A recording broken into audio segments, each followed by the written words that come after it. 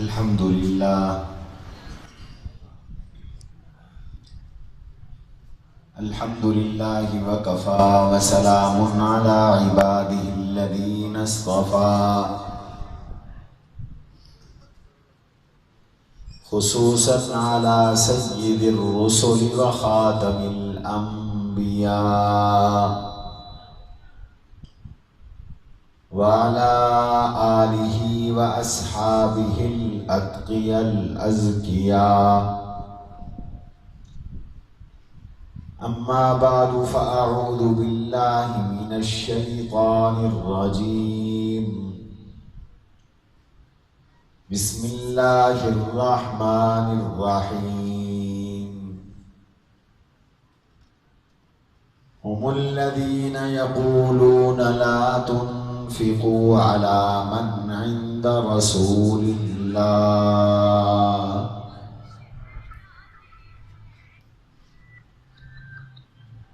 لا تنفقوا على من عند رسول الله حتى ينفضوا ولله خزائن السماوات والأرض ولكن المنافقين لا يفقهون. وقال تبارك وتعالى في موضع آخر: للفقراء الذين أحصروا في سبيل الله لا يستطيعون ضربا في الأرض يحسبهم الجاهل أغنياء من التعفف تعرفهم بسيماهم لا يسألون الناس إلحافا. وقال رسول الله صلى الله عليه وسلم: من يرد الله به خيرا يفقهه في الدين. وإنما أنا قاسم والله يعطي ولا تزال من هذه طائفة ظاهرين على الحق لا يضرهم من خذلهم ولا من خالفهم حتى يأتي أمر الله، أو كما قال رسول الله صلى الله عليه وسلم. صدق الله وصدق رسوله النبي الكريم، ونحن على ذلك لمن الشاهدين والشاكرين، والحمد لله رب العالمين. اللهم صل على محمد وعلى آل محمد كما صليت على إبراهيم وعلى آل إبراهيم إنك حميد مجيد. اللهم بارك على محمد وعلى آل محمد كما باركت على إبراهيم وعلى آل إبراهيم إنك حميد مجيد. صدر اجلاس انتہائی واجب الاحترام حضرات علماء کرام، مشائخ عظام، بزرگان دین، محترم بزرگوں، دوستوں، عزیزوں اور بھائیوں، مدرسہ عربیہ خیر البشر ملتان ایک ابھرتا ہوا نوخیز دینی تعلیمی معیاری ادارہ ہے۔ اس ادارے کے دوسرے سالانہ عظیم الشان اجتماع میں اور آپ شریک ہیں۔ رات کا کافی حصہ بیت چکا ہے۔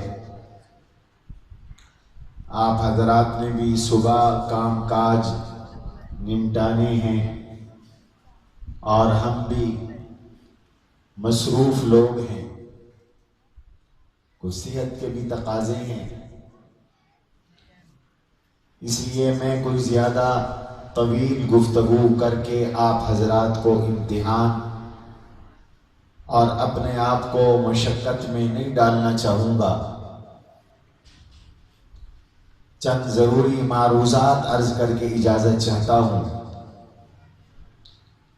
اللہ تبارک و تعالی اس ادارے کو اور گرد و پیش کے تمام جامعات، مدارس اور اداروں کو دن دگنی رات چگنی ترقیات نصیب فرمائے۔ آمین کہنے میں بھی کوئی فیس دینی پڑے گی، بولتے نہیں آپ حضرات؟ نماز میں ہم نے کہا تھا آہستہ کہا کرو، جلسے میں تو ذرا بلند آواز سے کہو، اور بلند آواز سے۔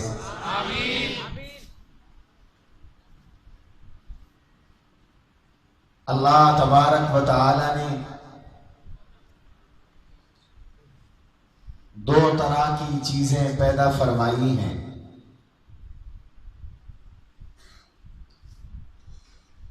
ہر چیز کا خالق اللہ ہے اور ساری کائنات اللہ کی مخلوق ہے۔ اللہ خالق کل شیء خلقکم وما تعملون۔ ایک جگہ فرمایا یا ایھا الناس اعبدوا ربکم الذی خلقکم والذین من قبلکم لعلکم تتقون۔ خلق السماوات والارض، تمہارا خالق اللہ، تمہارے باپ دادے کا خالق اللہ، آسمان کا خالق اللہ، زمین کا خالق اللہ، عرش و کرسی کا خالق اللہ، دھرتی و کائنات کا خالق اللہ، حیوانات کا خالق اللہ، سورج اور چاند کا خالق اللہ، نجوم کواکب اور ستاروں کا خالق اللہ، درختوں جنگلات کا خالق اللہ، بر اور بحر کا خالق اللہ، بر کی تمام چیزوں کا خالق اللہ، اور بحر کی اور دریاؤں اور سمندروں کی گہرائیوں میں رہنے والی ہر چیز کا خالق اللہ۔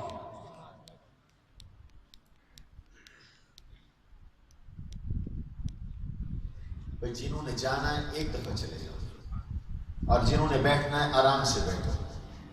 یہ چلت پھرت کے ماحول میں بات نہیں ہوتی۔ جزاک اللہ۔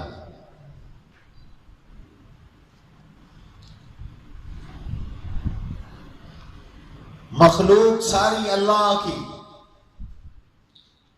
اور بچے بیٹھ جا، بٹھا دو اس کو۔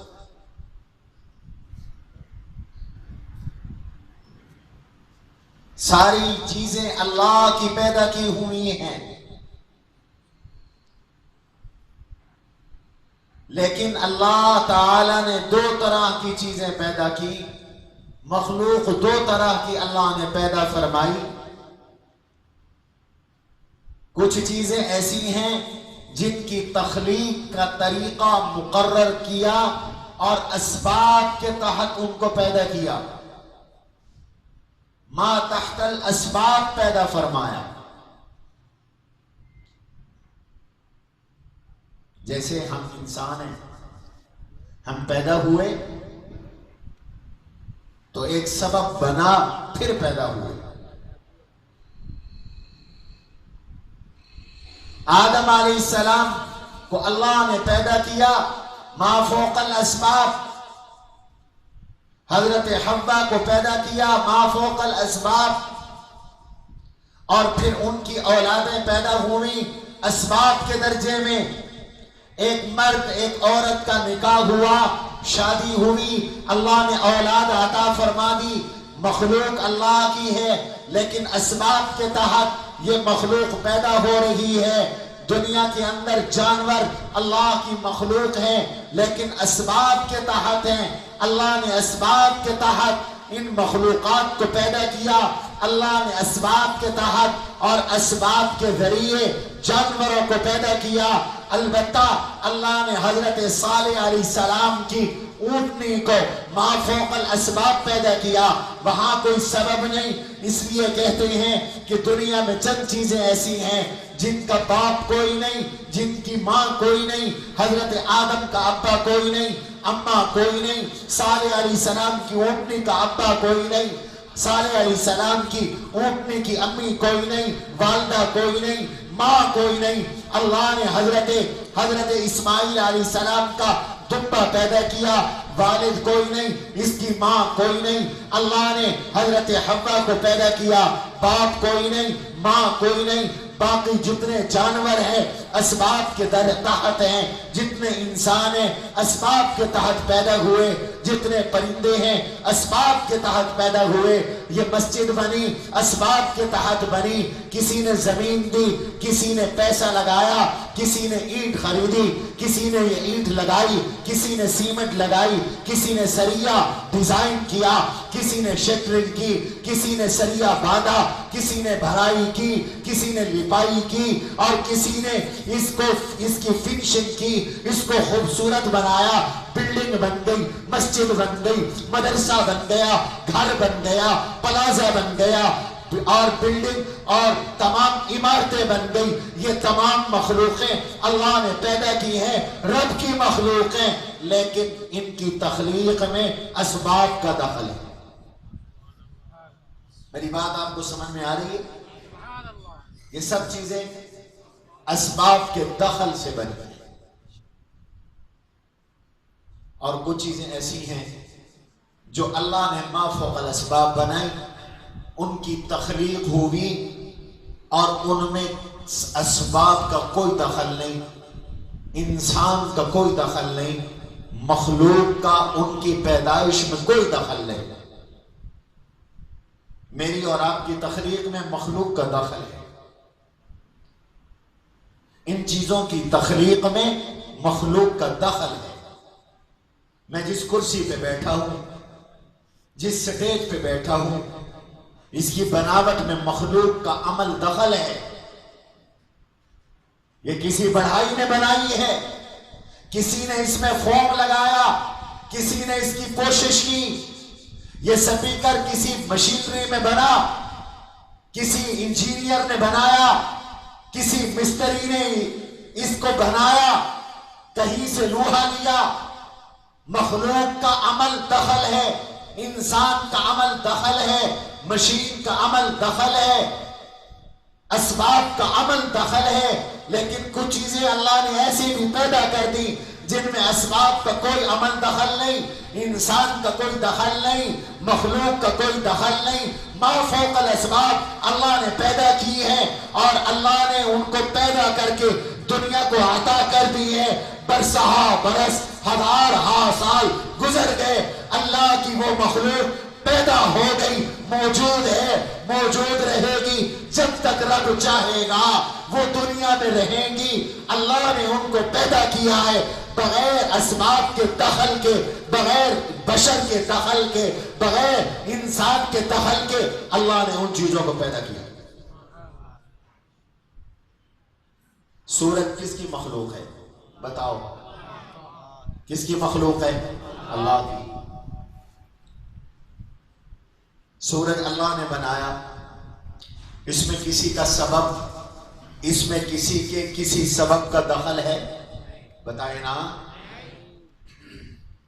کسی انجینئر نے اس کو ڈیزائن کیا ہو, کسی گورنمنٹ نے یہ بنوایا ہو, کسی حکومت کا یہ پروجیکٹ اور منصوبہ ہو, اس میں کسی نے کوئی آگ جلائی ہو, دنیا کی کوئی طاقت اس کے اندر حرارت رکھتی ہو؟ نہیں.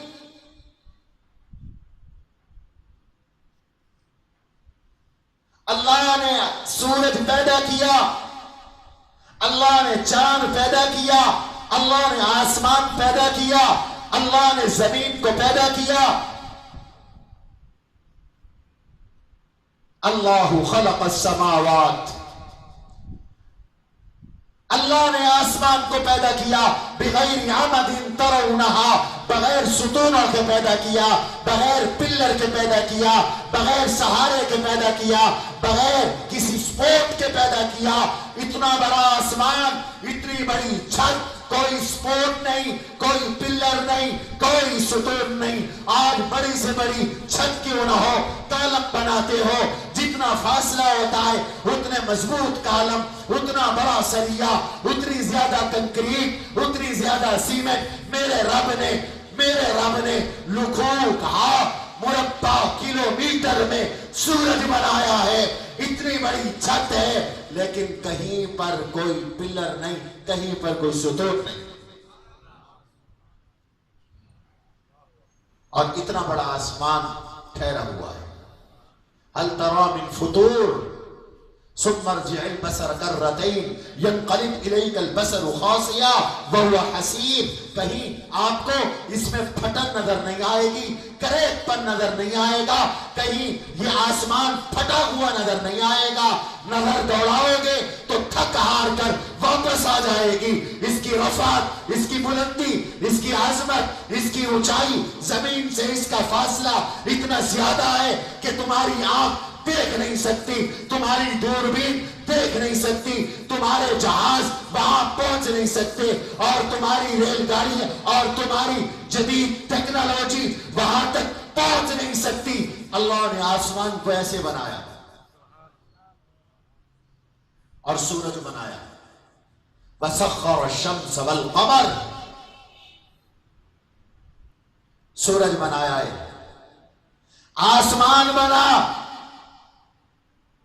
نہ ڈی جی سیمنٹ خرچ ہوئی، نہ لکی سیمنٹ خرچ ہوئی، نہ کسی اتفاق فاؤنڈری کا سریہ لگا، اور نہ کسی امبریلی کا سریہ لگا، اور نہ کسی اور مل کا سریہ لگا، نہ سیمنٹ لگی، نہ ریت لگی۔ اللہ نے اپنی قدرت سے پیدا کیا، نہ کوئی مستری لگا ہے، نہ کوئی انجینئر لگا ہے، اور نہ کوئی جن لگا ہے، نہ کوئی انسان لگا ہے، نہ کوئی پرندہ لگا ہے، نہ کوئی چرند لگا ہے۔ رب نے پیدا کیا، آسمان ایک بنایا، دوسرا بنایا، تیسرا بنایا، چوتھا بنایا، پانچواں بنایا، چھٹا بنایا، ساتواں بنایا۔ ایک آسمان سے دوسرے آسمان تک 500 سال کا فاصلہ بنا دیا۔ 500 سال کے بعد دوسرے 500 سال کا فاصلہ، پھر تیسرے 500 سال کا فاصلہ۔ اللہ نے یہ 7 آسمان پیدا کیے، ان کے اوپر سدرۃ المنتہا کو پیدا کیا، سدرۃ المنتہا سے اوپر عرش معلیٰ کو پیدا کیا، عرش معلیٰ پر اپنی کرسی رکھ دی۔ اس کی کرسی آسمانوں سے بڑی، زمینوں سے بڑی۔ اللہ نے اس کے اوپر، اللہ نے عرش معلیٰ کے ساتھ جنت بنا دی ہے۔ یہ اللہ کی مخلوق ہے، ما فوق الاسباب ہے، سبب کا دخل نہیں، مخلوق کا دخل نہیں، انسان کا کوئی دخل نہیں، کوئی دخل نہیں انسان کا۔ یہ بات میری آپ کو سمجھ میں آ گئی؟ مخلوق 2 طرح کی، ایک جن کی تخلیق میں اسباب کا دخل ہے، اور ایک وہ مخلوق جن کی تخلیق میں اسباب کا کوئی دخل نہیں، حتیٰ کہ مخلوق کا بھی کوئی دخل نہیں۔ میرے دوستو، ایک بات سمجھانا چاہتا ہوں، تسلی دینا چاہتا ہوں آپ کو، ایک حقیقت کھولنا چاہتا ہوں۔ ذرا توجہ سے بیٹھو، پہلے میری اس بات کو سمجھ لو تو اگلی بات سمجھ میں آئے گی۔ وہ چیز جس کی تخلیق میں اسباب کا دخل ہو، اس چیز کو نقصان پہنچایا جا سکتا ہے، روکا جا سکتا ہے، ختم کیا جا سکتا ہے، پابندی لگائی جا سکتی ہے، اور اس چیز کے اوپر رکاوٹ کی جا سکتی ہے۔ انسان ہے، اس کی تخلیق میں سبب کا دخل ہے۔ کوئی اس کو گولی مار دے مر جائے گا، زہر کھلا دے مر جائے گا، کوئی اس کو جیل میں بند کر دے بند ہو جائے گا، زبان کاٹ دے چپ ہو جائے گا، ہاتھ کاٹ دے لکھنا چھوڑ دے گا، کانوں میں سیسا ڈال دے سننا چھوڑ دے گا. کوئی اس کے اوپر ظلم کرے یہ بیچارہ پاگل ہو جائے گا, مجنون ہو جائے گا. عمارت کو گرا دے گر جائے گی, کریک کر دے کریک ہو جائے گی. اس لیے کہ مخلوق نے بنائی, مخلوق نے بگاڑی, مخلوق کا استعمال ہوا بنانے میں بھی, مخلوق کا استعمال ہوا بگاڑنے میں بھی. پابندی بھی لگ سکتی ہے, ٹوٹ بھی سکتی ہے, پھوٹ بھی سکتی ہے, موت بھی آ سکتی ہے. یہ سبب والی چیز ہے, سبب کے تحت بقا ہے, سبب کے تحت اس کا خاتمہ ہے. اور دنیا دار الاسباب ہے, سبب کے تحت ہوگا. لیکن جن چیزوں میں سبب کا دخل نہیں, جن چیزوں میں مخلوق کا دخل نہیں, اور رب نے وہ چیزیں پیدا کی, نہ انہیں کوئی روک سکتا ہے, نہ انہیں کوئی ٹوک سکتا ہے, نہ ان پہ پابندی لگ سکتی ہے, نہ انہیں کوئی ختم کر سکتا ہے, نہ ان کو کوئی کام سے روک سکتا ہے. پوری دنیا کی قوت, طاقت, ٹیکنالوجی, سائنس, حکومت, دولت, پیسہ, سرمایہ, فوجیں, آرمی, رینجر, پولیس, سرمایہ دار, جاگیردار, ذہانت, دانشوری, صحافت, میڈیا استعمال کرو اور ان سے کہو کہ کل کے دن سورج کو روک لیں, سورج نہ نکلے.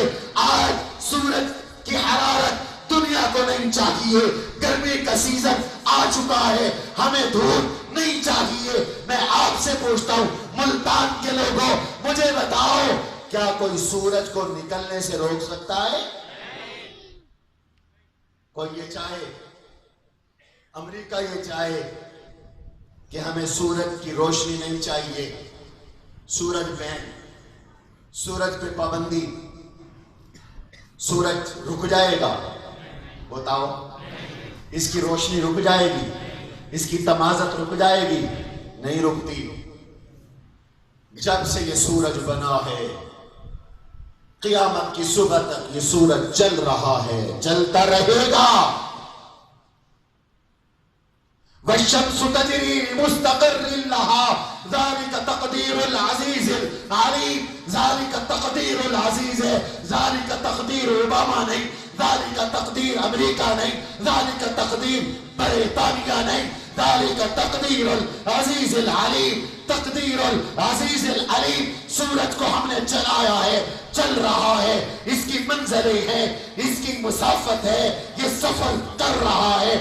359 دنوں میں, 360 دنوں میں یہ اپنا سفر پورا کرتا ہے, اپنا چکر پورا کرتا ہے. اور جب 359 دن یا 60 دن گزر جاتے ہیں تو اس کا پھر سے چکر شروع ہوتا ہے. روزانہ طلوع کرتا ہے, شام کو رب کے عرش کے نیچے جا کر سجدہ ریز ہوتا ہے, سجدہ ریز ہو کر اجازت مانگتا ہے, رب ذوالجلال مجھے اجازت ہو تو کل صبح ملتان میں طلوع کروں, کل صبح بہاولپور میں طلوع کروں, کل صبح پنجاب میں طلوع کروں, کل صبح خیبر میں طلوع کروں, کل صبح بلوچستان میں طلوع کروں, کل صبح انڈیا میں طلوع کروں, کل صبح برطانیہ میں طلوع کروں, کل صبح امریکہ میں طلوع کروں. اجازت ملتی ہے, طلوع کرتا ہے, ملتی رہے گی, طلوع ہوتا رہے گا. جس دن قیامت آئے گی اجازت نہیں ملے گی, طلوع بھی نہیں ہوگا. اور اس سے پہلے ایک دن ایسا بھی آئے گا, اجازت مانگے گا, اجازت ملے گی, مشروط ملے گی. روز تم مشرق سے طلوع کرتے ہو, آج تم نے مشرق سے طلوع نہیں کرنا, مغرب سے طلوع کرنا ہے. جب مغرب سے طلوع کرے گا تو توبہ کا دروازہ بند, ایمان کا دروازہ بند. اب کوئی کافر مسلمان نہیں ہوگا, اب کسی گناہگار کی توبہ قبول نہیں ہوگی. اور پھر اجازت مانگے گا تو آواز آئے گی, اب تمہیں اجازت نہیں ہے. اذا الشمس کورت واذا النجوم انکدرت. میرے رب نے کہا سورج کو لپیٹ لوں گا, ستارے جھڑ جائیں گے, زمین ختم ہو جائے گی, آسمان ٹوٹ جائے گا, پہاڑ ریزہ ریزہ ہو جائیں گے اور قیامت آ جائے گی. لیکن اس سے پہلے سورج چل رہا ہے, روشنی دے رہا ہے. کوئی اس سورج پر پابندی, بولو بولو, کوئی سورج پہ پابندی, کوئی اس سورج کو روک، کوئی اس سورج کو نقصان نہیں پہنچا سکتا۔ اگر کسی میں دم خم ہے، جرت ہے، تو چاند کو روک کے دکھائے، سورج کو روک کے دکھائے، ستاروں کو روک کے دکھائے، زمین کو روک کے دکھائے، پہاڑوں کو اڑا کے دکھائے۔ میرے اللہ نے پہاڑ پیدا کیے اور اعلان کیا مد الارض وجعل فیہا رواسیا، میں نے زمین کو لمبا کیا، میں نے اس میں پہاڑ رکھ دیے ہیں، اتنے وزنی پہاڑ، اتنے بوجھل پہاڑ، والجبال اوتادا، جو بیخے ہیں زمین میں میں نے گاڑ دیے، کوئی روح عرض کے سارے پہاڑ ختم نہیں کر سکتا، کوئی ان سمندروں کو خشک نہیں کر سکتا۔ سمندر رب نے ما فوق الاسباق پیدا کیے، پہاڑ پیدا کیے، سورج پیدا کیا، چاند پیدا کیا، ستارے پیدا کیے، اللہ نے زمین پیدا کی، آسمان پیدا کیا۔ نہ کوئی ان کو ٹوک سکتا ہے، نہ روک سکتا ہے، نہ پابندی لگا سکتا ہے، نہ ختم کر سکتا ہے۔ اس لیے ختم نہیں کر سکتا کہ ان کی تخلیق میں مخلوق کا دخل نہیں، یہ اللہ کی تخلیق ہے، بغیر اسباب کے اللہ کی تخلیق ہے۔ میری یہ بات آپ کو سمجھ میں آ گئی، دل کو لگتی ہے؟ اب اگلی بات سمجھو۔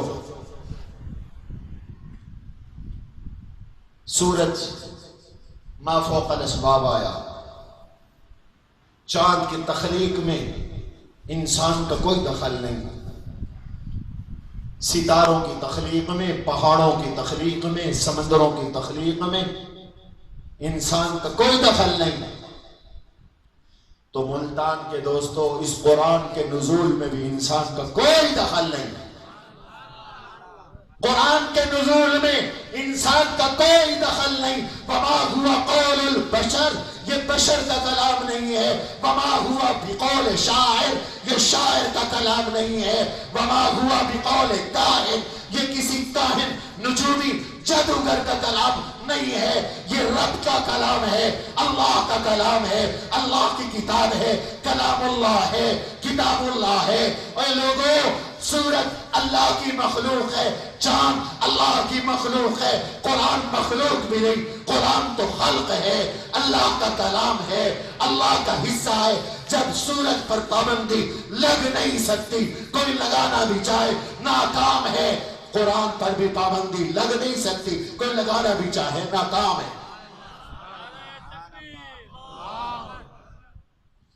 بھول ہے ان لوگوں کو جو کہتے ہیں قرآن پہ پابندی لگا دیں گے، دین پہ پابندی لگا دیں گے، شریعت کے علم پہ پابندی لگا دیں گے، وحی کے علم پہ پابندی لگا دیں گے۔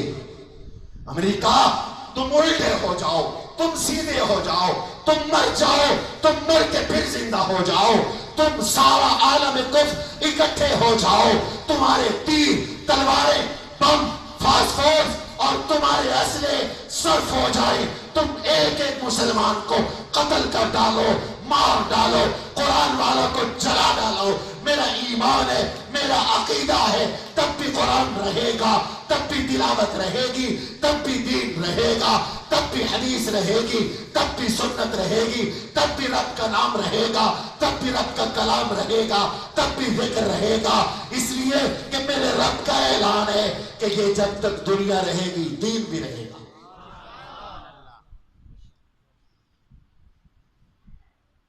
اس دین میں مخلوق کا کوئی دخل نہیں ہے۔ حضور علیہ السلام نے بھی دین اللہ سے لیا، آگے پہنچایا، دین بتایا، دین بنایا نہیں ہے، دین بتایا، بنایا نہیں ہے۔ جب حضور دین نہیں بناتے تو مولوی کہاں سے بناتا ہے؟ حضور دین نہیں بناتے تو پیر کہاں سے بنا سکتا ہے؟ حضور دین نہیں بناتے تو پارلیمنٹ دین کہاں سے بنا سکتی ہے؟ آج ہمارے صدر پاکستان کہتے ہیں علماء سود کے بارے میں اجتہاد کریں، رب نے سود کو حرام کیا، مولوی حلال کریں۔ تمہارے پیٹ کا جہنم بھرنے کے لیے مولوی سود کو حلال کرے، نہیں ہوگا سود حلال، اس لیے کہ سود کو حرام مولوی نے نہیں کیا، پیر نے نہیں کیا، سود کو حرام کس نے کیا؟ سارے بولو، وَأَحَلَّ اللَّهُ الْبَيْعَ وَحَرَّمَ الرِّبَا. رب کہتا ہے، صاف لفظوں میں کہتا ہے، دو کہتا ہے وَأَحَلَّ اللَّهُ الْبَيْعَ وَحَرَّمَ الرِّبَا. اللہ نے تجارت کو حلال کیا، اللہ نے سود کو حرام کیا. سود حرام ہے، سود کا بخار بھی نہ جائے، اس کا بخار بھی نہ لگنے دو. شک والا معاملہ بھی سود کا چھوڑ دو. دعوا الریب والریب، جہاں شک پڑ جائے اس کو بھی چھوڑ دو. اس لیے کہ کم از کم سود جس نے کھایا، حضور علیہ السلام فرماتے ہیں اس کے 70 گناہ ہیں. وَأَدْنَاهَا أَن يَنْكِحَ الرَّجُلُ أُمَّهُ 70 مرة او کما قال. کم از کم گناہ یہ ہے سود خور اپنی ماں کے ساتھ بدکاری کر رہا ہے. یہ سود کا ادنا گناہ. میرے اللہ دین عطا کرنے والے، میرے اللہ قرآن اتارنے والے، میرے اللہ وحی اتارنے والے، میرے اللہ نبی کو فرمان دینے والے، میرے اللہ حلال کرنے والے، میرے اللہ حرام کرنے والے، میرے رب جائز کرنے والے، میرے رب ناجائز کرنے والے، میرے رب پوری شریعت دینے والے، حضور بتانے والے، عمل کر کے دکھانے والے، امت کی رہنمائی کرنے والے. ایک مرحلہ ایسا بھی آیا کہ نبی سے مسئلہ پوچھا گیا، آقا نے آسمان کی طرف دیکھا، انتظار کی، جب تک جواب نہیں آیا میرے آقا نے مسئلہ نہیں بتایا. اور کبھی ایسا بھی ہوا کہ اجتہاد کیا اور رب نے اجتہاد کی تصویب کر دی. کبھی ایسا بھی ہوا اجتہاد کیا، مسئلہ بتایا، مسئلے پہ عمل کیا، رب نے روک دیا، اللہ نے روک دیا، حضور کو روک دیا. آپ نہیں پڑھتے؟ حضور نے قسم اٹھا لی تھی، آج کے بعد شہد نہیں پیوں گا. شہد حلال ہے یا حرام ہے؟ سارے بولو حلال ہے. صرف حلال نہیں، شفا ہے. لیکن کبھی مفرد شفا ہوتی ہے، کبھی مرکب شفا ہوتی ہے. میں یہ نہیں کہتا کہ شوگر والے صبح شہد پینا شروع کر دو. کہتے ہیں کہ ایک چھٹان علم کے لیے ایک من عقل بھی چاہیے. آج کل علم تو ہے، عقل شکل کوئی نہیں. کئی لوگ بیچارے کھانا کھاتے ہوئے شوگر کی وجہ سے میٹھے سے پرہیز کرتے ہیں. کئی صوفی کہتے ہیں کھاؤ سب کچھ اللہ کی طرف سے ہوتا ہے. اس میں کیا شک ہے کہ سب کچھ اللہ کی طرف سے ہوتا ہے، لیکن اللہ نے دنیا کو دارالاسباب بنایا. تم زہر پیو گے تم مرو گے. یہ کوئی دین نہیں ہے، یہ کوئی توکل نہیں ہے، یہ حماقت ہے، یہ بے وقوفی ہے. انبیاء کا توکل بھی اسباب والا تھا. عرض یہ کر رہا ہوں، آقا نے شہد پینے سے قسم اٹھا لی، شہد نہیں پیوں گا. اور بعض روایات میں آتا ہے اپنی باندی سیدہ ماریہ قبطیہ کے بارے میں قسم اٹھا لی، ان کے قریب نہیں جاؤں گا. تو قرآن اترا، یا ایھا النبی لم تحرم ما احل اللہ لک تبتغی مرضات ازواجک. اللہ نے فرمایا میرے نبی حلال کو حلال میں نے بنایا ہے، حرام کو حرام میں نے بنایا ہے. میں نے شہد کو حلال کیا، آپ کیوں حرام کر رہی ہیں؟ آپ قسم اٹھا کے شہد کو اپنے اوپر حرام کر رہی ہیں. نا نا نا مت کرو ایسا. اللہ میں نے تو قسم اٹھا لی. فرمایا تو پھر کیا ہوا؟ قد فرض اللہ لکم تحلت ایمانکم. اللہ نے تمہاری قسموں کے توڑنے کا علاج بھی دے دیا ہے. ایسی قسم کو توڑو، کفارہ ادا کرو. انسان ہے، قسم اٹھا لے، قسم توڑنی پڑ جائے تو کفارہ ادا کرو. تو مسئلہ سمجھ میں آیا کہ پیغمبر دین بتانے والے ہیں، پیغمبر دین بنانے والے نہیں. تو جب پیغمبر دین نہیں